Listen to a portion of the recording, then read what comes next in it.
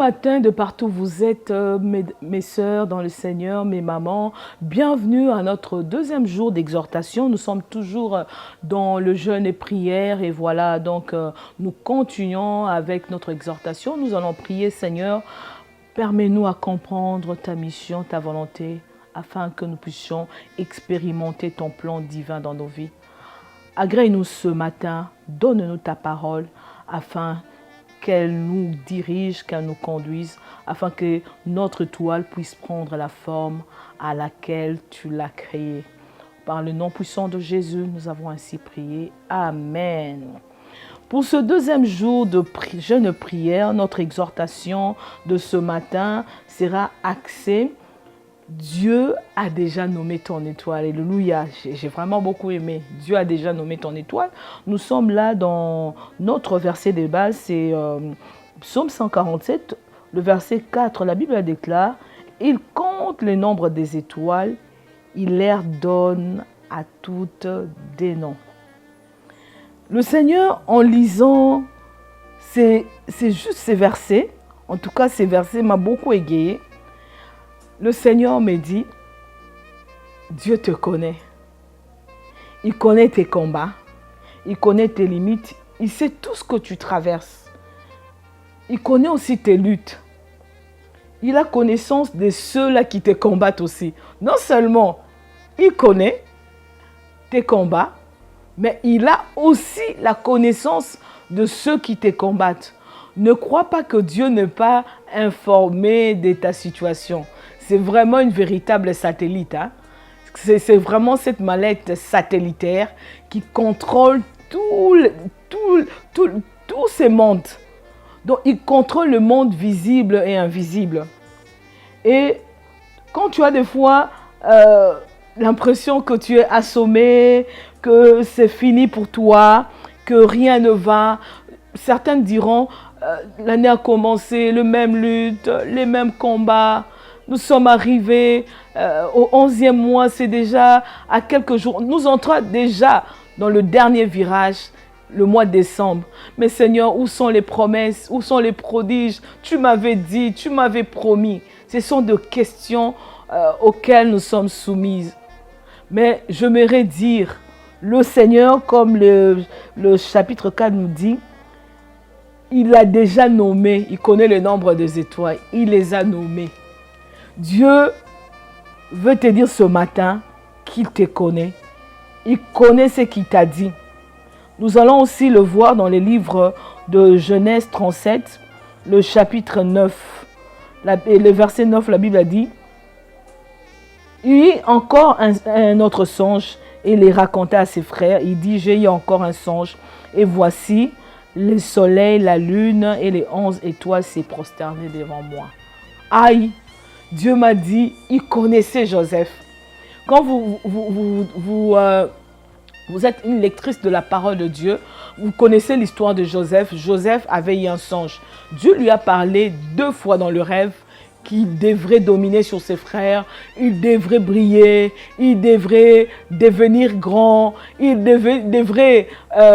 ses frères devraient se prosterner devant lui. Malheureusement, Joseph vivait la contradiction. C'était vraiment la contradiction totale.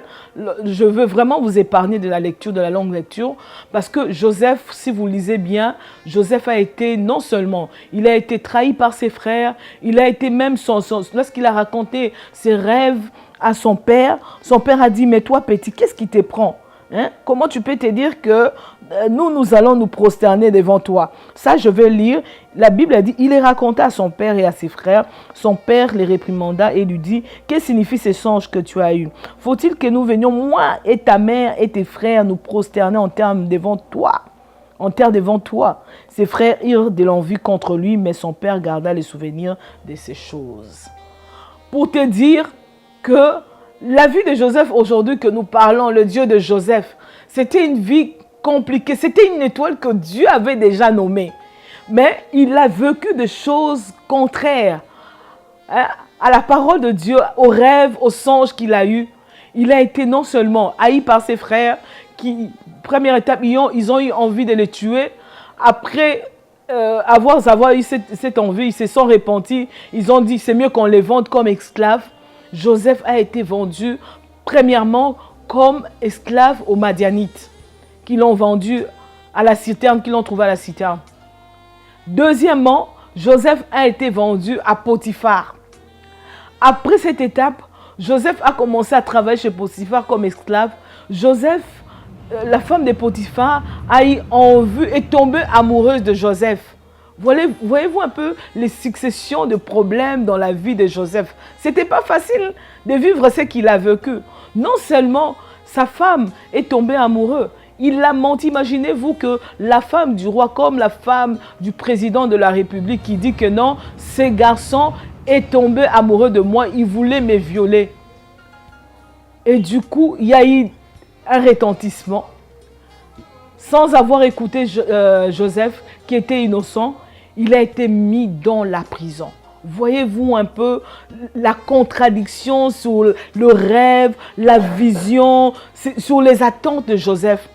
De la même manière, tu as des attentes, tu as des visions, tu as des choses que le Seigneur t'avait parlé, t'avait révélé.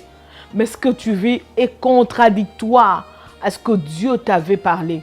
Mais j'aimerais vous dire, celui qui sait compter les étoiles, il sait comment te délivrer de tes combats, comme je l'avais dit à notre premier jour.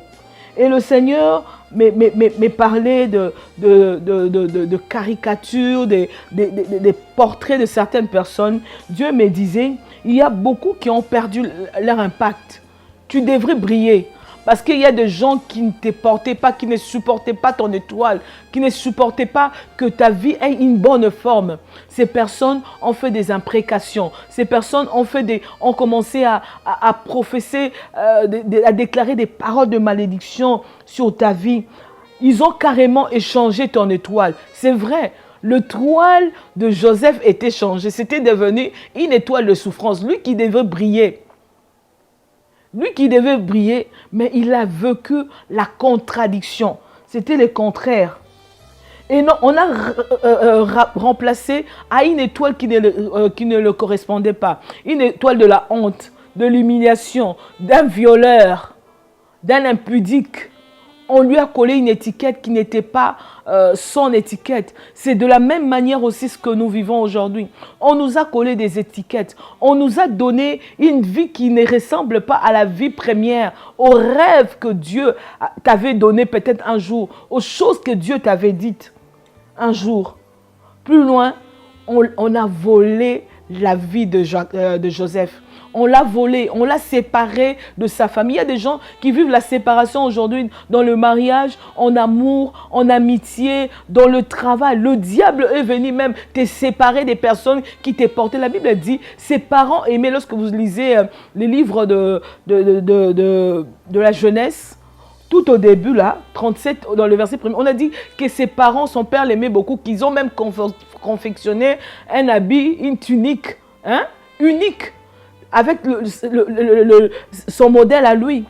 Parce que pourquoi? Parce que c'était un enfant qu'ils ont porté, qu'ils ont désiré, qu'ils ont porté à leur vieillesse. Peut-être le mariage là, tu vis des choses contradictoires. Tu es là, tu t'attendais, tu avais un rêve. Je te vois avoir des enfants, des jolis enfants, des beaux garçons, des petites filles. Je devais avoir un bon mari qui m'aimait. Tu vis la contradiction. Il y a des gens qui ont remplacé tes désirs, qui ont remplacé tes bénédictions, qui t'ont volé tes bénédictions. Tu vis les choses compliquées. Et la Bible me dit, dans Jean 10, le voleur ne vient que pour faire quoi? La mission du diable est de détruire, d'égorger et de tuer. C'était ça. C'était de détruire la vie de Joseph, détruire son rêve, détruire son étoile, d'égorger son étoile, de les tuer. Ah, mais gloire à Dieu, le Seigneur est présent. Les gens pensent t'avoir enterré, t'avoir mis à genoux, t'avoir courbé les chines. Les gens pensent qu'ils t'ont massacré, ils t'ont assommé. C'est fini pour toi, maman, c'est fini pour toi, ma soeur.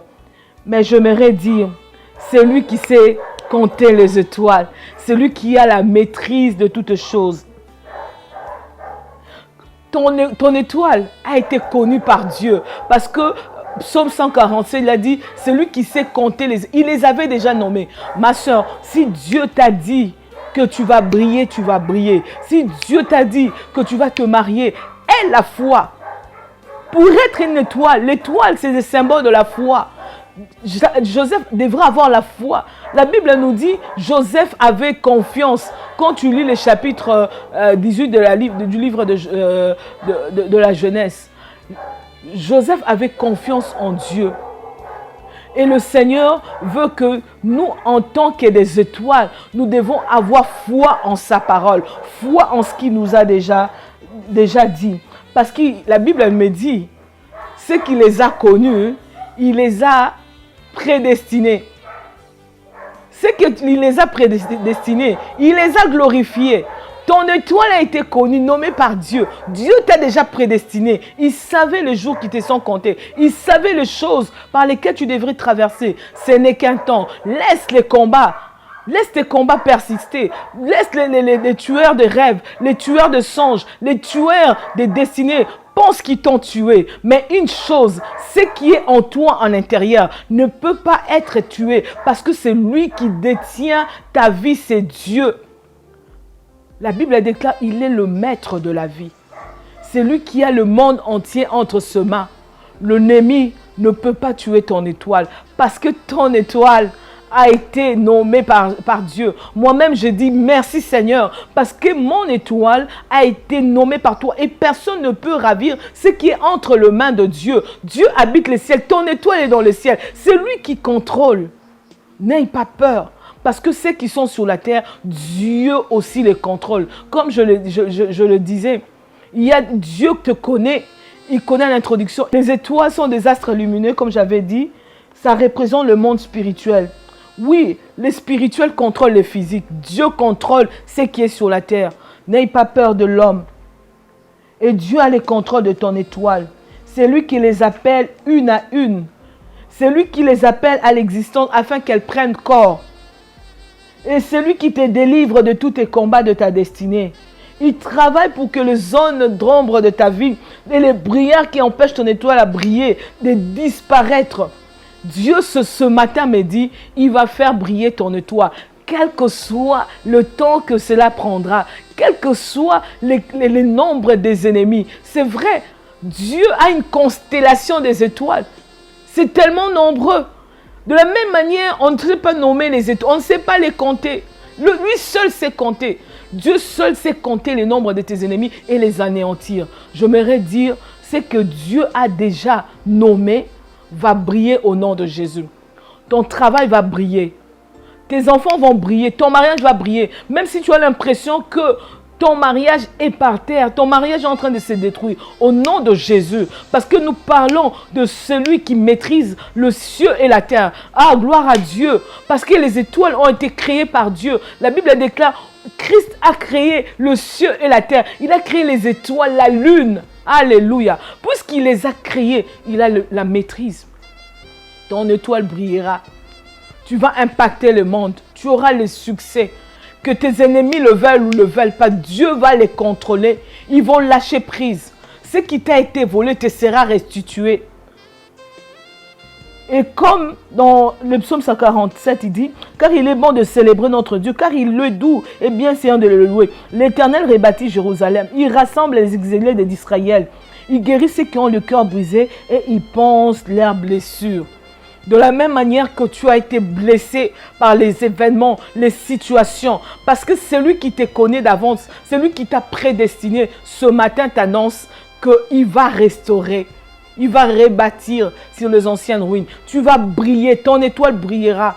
Que ce qui t'a été volé te sera restitué. Parce que nous avons dit au premier jour que parce que tu es en prière, tu es en retraite comme Marie et Joseph, parce que tu cherches la face de Dieu, Dieu va révéler sa puissance dans ta vie. Et on ne va pas tuer cette étoile. Et ce matin, la bonne nouvelle, tu vas briller au nom de Jésus. Dieu va commencer à nommer tes étoiles. Non seulement pas ton étoile, seulement tes étoiles. Tout ce qui est à toi te reviendra des droits et des faits. Parce que le Seigneur en a décidé ce matin de restaurer la vie de plusieurs. Tu es une étoile et tu appartiens à Dieu. Que Dieu bénisse sa parole, que Dieu bénisse ce deuxième jour.